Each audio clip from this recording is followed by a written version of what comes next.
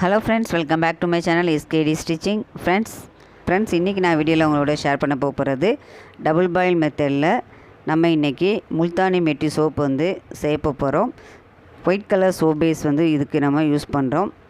அது மட்டும் இல்லை, இதோட முல்தானி மெட்டி பவுட்ரு, அதுக்கப்புறம் கஸ்தூரி மஞ்சத்தூள், அதுக்கப்புறம் சோத்து கத்தாழை எல்லாத்தையுமே நல்லா மிக்சியில் அரைச்சிட்டு அதுக்கப்புறம் சோப் பேஸ் நம்ம குட்டி குட்டியாக நறுக்கி நல்லா பாயில் பண்ணணும். அந்த சோப் பேஸ்லாம் நல்லா கரைஞ்ச உடனேயே நம்ம அரைச்சி வச்சு இந்த கலவையுமே நம்ம இதில் மிக்ஸ் பண்ணிக்கிறோம். இப்போ இது நல்லா கொஞ்சம் மிக்ஸ் ஆகட்டும். நான் எப்போயுமே சொல்லியிருக்கேன், இந்த மாதிரி நம்ம அரைச்சி வச்ச கலவையை நம்ம கலக்கிறப்ப ஓவர் ஹீட் இருக்கக்கூடாது.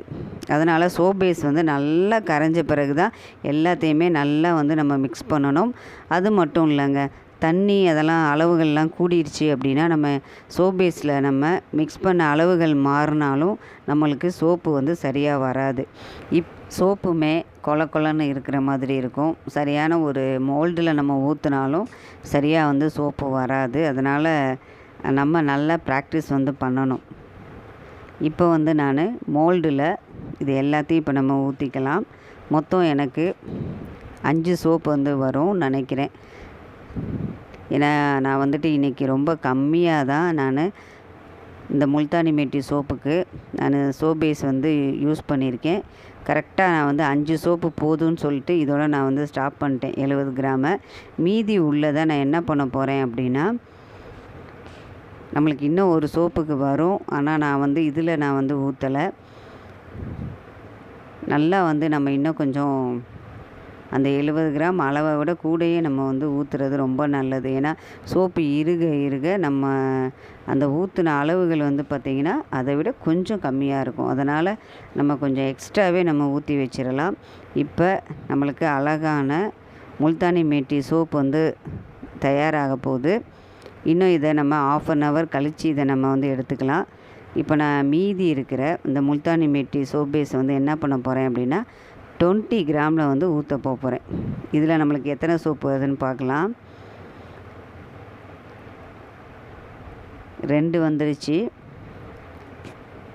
அது போக மீதி கொஞ்சம் தான் இருக்குது. பரவாயில்ல, இதையுமே நம்ம கொஞ்சம் தனியாகவே ஊற்றிக்கலாம். ஏன்னா நான் எதுக்கு இதை கொஞ்சோண்டு ஊற்றுறேன் அப்படின்னா, நான் அடுத்தடுத்த வீடியோவில் இந்த சோப்பு நம்ம யூஸ் பண்ணுறப்ப எந்த அளவுக்கு நுர வருது அப்படிங்கிறத நான் வீடியோவில் உங்களோட ஷேர் பண்ணுறேன். இப்போ 20 கிராமில் இருக்கிற சோப்பு நம்மளுக்கு 2 தயாராகிருக்கு. அது போக 70 கிராமில் 5 சோப்பு நான் தயார் பண்ணியிருக்கேன். இந்த முல்தானி மெட்டி சோப்பு எல்லாருமே இன்றைக்கி விரும்பி வாங்குகிறாங்க. நல்ல ஒரு பயனுள்ள சோப்பாக தான் இது இருக்குது முகத்திற்கு. ஃப்ரெண்ட்ஸ், இன்றைக்கி நம்ம ஒரு அழகான முல்தானி மெட்டி சோப்பு எப்படி பண்ணுறது அப்படின்னு சொல்லி நான் உங்களோட ஷேர் பண்ணியிருக்கேன். உங்களுக்கு ஏதாவது சந்தேகங்கள் இருந்தால் மறக்காமல் கமெண்ட் பாக்ஸில் கமெண்ட்ஸ் பண்ணுங்கள். நீங்கள் என்னோடய சேனலை இப்போ தான் ஃபஸ்ட் டைம் பார்க்குறீங்க அப்படின்னா மறக்காமல் என்னோடய சேனலை சப்ஸ்கிரைப் பண்ணிக்கோங்க. ஓகே ஃப்ரெண்ட்ஸ், இப்போ மோல்டில் ஊற்றின இந்த சோப்பு எல்லாமே ரெடி ஆகிடுச்சு. மோல்டிலேருந்து இந்த சோப்பை நம்ம எடுத்துடலாம். இப்போ இந்த மோல்டில் நம்ம எந்த விதமான ஒரு ஆல்கஹாலும் நம்ம இதில் சேர்க்கலை. ஏன்னா நுர மேலே இருந்தாலும் பரவாயில்லை அப்படின்னு சொல்லிட்டு நான் எதுவுமே நான் சேர்க்கறதில்ல. இப்போ இதை நம்ம இந்த சோப்பை எடுத்துடலாம். நான் ஏற்கனவே சொல்லியிருக்கேன் ஃப்ரெண்ட்ஸ், மோல்டுலேருந்து நம்ம எடுக்கிறது ரொம்ப ரொம்ப ஈஸி. சரியான அளவில் சரியான கலவை நம்ம கலந்து சோப்பை ரெடி பண்ணணும் அப்படின்னா நம்மளுக்கு மோல்டுலேருந்து எடுக்கிறதுக்கு ரொம்ப அழகாக நம்மளுக்கு நீட்டாக வரும். சேர்க்குற அந்த அளவுகள்லாம் தப்பாக இருந்துச்சு அப்படின்னா சோப்பு கொலன்னு வரும். ஸோ அதில் நம்ம ஏதாவது மிஸ்டேக் பண்ணிட்டோம் அப்படின்னா நம்மளுக்கு அது எல்லாமே வேஸ்ட் ஆகும்னு சொல்ல முடியாது. நம்ம திரும்பியும் அதுக்கப்புறம் அதை சரி பண்ணணும் நம்ம.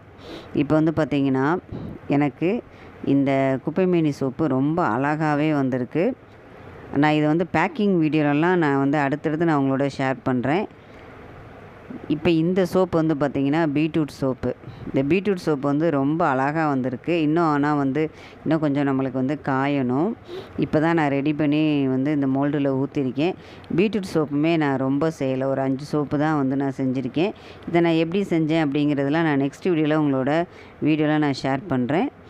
எப்போயுமே நம்மளுக்கு இந்த சோப்பு காஞ்சிருச்சா இல்லையான்னு நம்ம எப்படி பார்க்கலாம் அப்படின்னா, லைட்டாக மோல்டை வந்து நீங்கள் லைட்டாக அந்த சோப்பு எம்புற மாதிரி நம்ம இந்த சோப்பு வந்து நம்ம பண்ணணும் அப்படின்னா, அந்த சோப்பு வந்து நல்லா எம்பி வரும். அப்போ நல்லா காஞ்சிருச்சு அப்படின்ட்டு அர்த்தம். இது தாங்க பீட்ரூட் சோப்பு. ஒரே ஒரு சோப்பு மட்டும் எடுத்து நான் உங்களோட வந்து ஷேர் பண்ணியிருக்கேன்.